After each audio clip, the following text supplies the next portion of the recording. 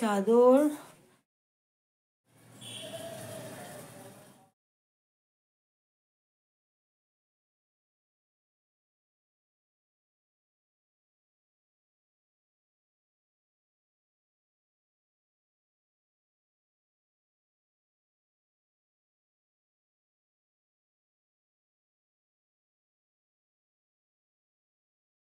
Hello, কেমন আছেন? এইচডির স্মৃতিকথার আরও একটি নতুন ব্লগে আপনাদেরকে স্বাগত। আর আমি সকাল থেকে ব্লগটা শুরু করলাম। আর দেখুন, দেখে মনে হচ্ছে এইমাত্র যুদ্ধ শেষ হয়ে তরল সব পড়ে আছে, আর আমি এখানে এই সমস্ত ঢাল তরল গোছাতে চলে এসেছি। তো চলুন এইগুলো গুছিয়ে নিই। আর সকালে ছেলেকে স্কুলে পাঠিয়ে দিই। সাধারণত যে কাজগুলো আমার করতে হয় সেগুলো আপনারা জানেন, এই কাজগুলোই করতে হয়। এই বেড পরিষ্কার করা, তারপর গিয়ে আবার টিফিন বানাতে হবে, মিস্ত্রিদের চা করতে হবে। আর এই যে উপরে ঠুক ঠুক করে আওয়াজ হচ্ছে, উপরে ছাদটাকে কাটা হচ্ছে, ওটারই শব্দ আসছে। আর মাঝে পড়ে এত ঠান্ডা পড়েছিল না, এই বেডশিটটাকে আমি তুলছিলামই না, অনেক দিন পাতা হয়েছে, সেই ছেলের বার্থডেতে পেতেছি। তো আজকে ভাবলাম কাচবো। আর রোদ্দুরও ভালো বার হচ্ছে না, এমন মানে গোমরা মুখ করে আছে, সে আর বলার মতন না। তো এটা না বেশ ভারী, তো ওই জন্যই একটু দেরি করছিলাম, ঠান্ডাও লেগেছিল। তো মানে প্রতিদিনের কাচাকুচি করতে করতে আর বাড়তি কিছু কাচাকুচি আর হচ্ছিল না, তো আজকে ভাবলাম তুলেই ফেলি। তো এখানে না দুটো বেডশিট পাতা আছে, ওই একটা সাদা বেডশিট পাতা ছিল, তার উপরে আবার এই বেডশিটটাকে পেতেছিলাম। তো এটাকে আর পাতবো না, বাপরে বাপ কী মানে প্রচণ্ড মানে মানে ভারী মোটা একটা বেডশিট। তো ওটাকে কাচতে আমার পুরো মানে দম শেষে মানে ফুরিয়ে গেছে বললেই চলে। তো এটাকে এখন শার্পে দেব, আগেই বললাম কাচার কথা, তো এটাকেই এখন শার্পে দিয়ে দেব। তো এই এই হোয়াইটটা আর আজকে আর কাচবো না, এটা পরে কাচবো। তো এই মানে রুমটাকে ক্লিন করতে পুরো আমার আধা ঘন্টার উপরে লেগে গেল। আর গতকাল আমার ছেলে স্কুল থেকে বাড়ি ফিরেছে, এক একদিন এক একটা কাণ্ড ঘটিয়ে বাড়ি ফেরে। তো গতকাল কি হয়েছে, আসার অনেকক্ষণ বাদে বলছে, মা আমার মাথায় লেগেছে। না কি করে লেগেছে, দৌড়াতে গিয়ে নিজে নিজে দেয়ালে গিয়ে ধাক্কা লেগে গেছে।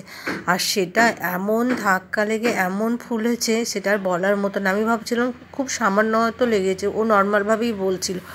পরে দেখি পুরো একদম আলু হয়ে আছে, রক্ত জমাট হয়ে আছে। আমি ওই জায়গাটা চুলটাকে কেটে দিয়ে আবার থার্মোপাম্প জেল লাগিয়েছি, জানি না কি হবে। ওর বাবা রাত্রে বলছিল ডাক্তারের কাছে নিয়ে চলো। আর এমন ছেলে বলেও নি যে ম্যামকে তো বলবে যে ম্যাম আমার লেগেছে, সেটা বলেনি।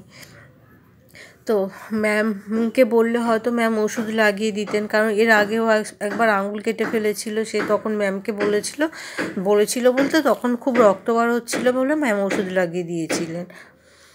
আর এখানে দেখুন এই বেতো শাকটাকে কেটে নিয়েছি, আজকে বেগুন দিয়ে বেতো শাক রান্না করব। অসাধারণ টেস্ট হয় এইভাবে রান্না করলে, আমার তো ভীষণ পছন্দের, এত ভালো লাগে বেগুন বেতো শাক খেতে, মানে এত টেস্টি হয় না।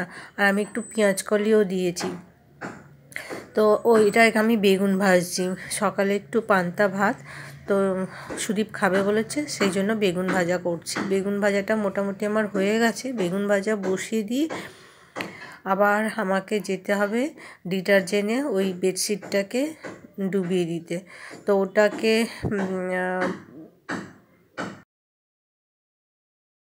ডুবিয়ে আমার কাঁচা হয়ে গেছে। আর এটা বললাম না প্রচণ্ড ভারী, আমি না এটা রোদ্দুরে দিচ্ছি, চাটাতে পারছিলাম না, দেখে কিন্তু বোঝাই যাচ্ছে না এটা এত ভারী, কিন্তু সত্যি বলছি এটা প্রচণ্ড ভারী। আর ছেলের কথা কি বলতে বলতে বন্ধ করে দিলাম, তো ওটা একটু টেনশানে আছি, ব্যথাটা এখনও আছে আর ফোলাটাও এখনও আছে। তা আমি আর্নিকা ছিল ঘরে, আর্নিকা না তার ডেটটা এক্সপায়ার হয়ে গেছে বলে আর খাওয়াইনি, তো ওই থার্মোপাম জেলটাকে অনেকবার লাগিয়েছি। তো যাই হোক, ওকে অনেক বোঝালাম যে কিছু হলে তুমি অন্তত ম্যামকে বললে অন্তত ম্যামেরা তো কিছু সঙ্গে সঙ্গে হয়তো বরফ বা কোনো ওষুধ দিলে হয়তো এতটা বাড়াবাড়ি হতো না। যাই হোক, আমি বেতো শাকটাকে কিছুটা কেটেছিলাম, আবার কিছুটা কাটা বাকি ছিল, চাদরটাকে কেচে রোদ্দুরে দিয়ে এসে তারপরে আবার শাকটাকে কাটতে বসলাম। তার কারণ রোদ্দুরটা তো ভালো বার হচ্ছে না, মানে একদম পুরো মেঘলা আকাশ, ওই জন্যই ভাবলাম ওটাকে আগে রোদ্দুরে দিয়ে নিই, তারপরে শাকটা কাটবো।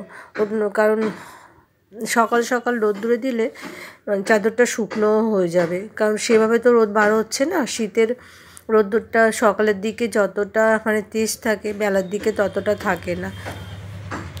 তো ওই জন্য ওটাকে রোদ্দুরে দিয়ে আসলাম। আর এখানে সুদীপকে বললাম একটু জিরে বেটে দিতে, তো ওই বেটে দিয়েছে।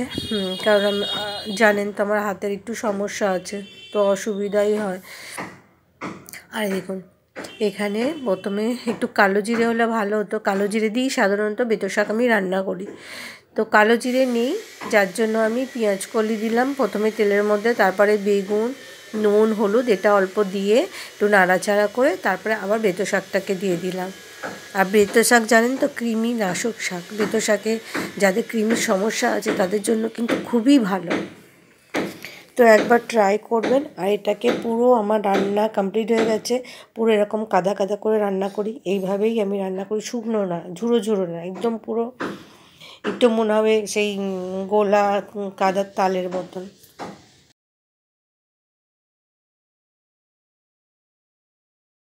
আর সকালে না স্কুলে যাওয়ার সময় ছেলের মোজা খুঁজে পাচ্ছিলাম না, একটা শার্পের মানে দিয়েছিলাম তো সেটা ভিজে ছিল, তো পুরো ওয়ার্ডরোবটাকে আমি নামিয়ে ফেলেছিলাম। তো ওগুলোই আবার গুছাচ্ছি। এগুলো সাধারণত বাড়িতে যেগুলো যে জামা কাপড়গুলো পরা হয় রেগুলার ব্যবহার করা জামা কাপড়গুলোই আমি এখানে রাখি গুছিয়ে। আর এখানে এই দুটো ট্যাংরা মাছ দুটো আমি কাঁচকলা দিয়ে ঝোল করব ছেলের জন্য। আর এখানে আমোদি মাছ নিয়ে এসছে, আমোদি মাছটাকে ঝাল করব। তো ওদিকে রেখে আমার না একটু ভিডিওটা একটু ইধার ওধার করে এডিট করা হয়ে গেছে। আমি রান্না করার পরে তারপরে বেসিনটাকে ক্লিন করতে এসেছিলাম, যদিও আমার তো রান্নার ভিডিওটা আমি পরে দেখাচ্ছি। সাধারণত রান্না করা রান্নাঘর ক্লিন করে তারপরেই আমি এদিকে এসেছিলাম। আর দুপুরের রান্না আমার প্রায় কমপ্লিট হয়ে গেছে। এখানেই এটা কি যেন আমোদি মাছের ঝাল। কী দিয়ে ঝাল? টমেটো, ধনেপাতা আর পেঁয়াজ কলি। ধনেপাতাটা দিয়েছি কিছুটা, আবার এখন কিছুটা দিয়ে দিলাম। মোটামুটি আমার রান্না শেষ, রান্নাঘরটাও মোটামুটি ক্লিন করা হয়ে গেছে। তো এদিকে তো আমোদি মাছটা হয়ে গেছে, আমার কিন্তু এখনও প্রচুর কাজ পড়ে আছে, ঠাকুরের বাসন মাজা, চান করা, ছেলে আসার প্রায় টাইমও হয়ে গেছে। আর ছেলের জন্য বললাম যে কাঁচকলা দিয়ে ট্যাংরা মাছের ঝোল করেছি। আর আমোদি মাছ খেতে আমি প্রচণ্ড ভালোবাসি, আমোদি মাছ না, যে কোনো নোনা মাছ খেতেই আমার খুব ভালো লাগে। তবে কিছু কিছু মাছ আছে যেগুলো খুব একটা আমি খাই না, নোনা মাছের মধ্যেও অনেক মাছ আছে যেগুলো খাই না। তো এর মাঝখানে বলে রাখি, ভিডিওটা ভালো লাগলে ভিডিওটায় একটা লাইক করবেন, আর অবশ্যই আপনাদের মতামত জানাবেন। তো চলুন আজ এই পর্যন্ত, দেখা হবে আরও একটা নতুন ভিডিওতে। সুস্থ থাকবেন, ভালো থাকবেন।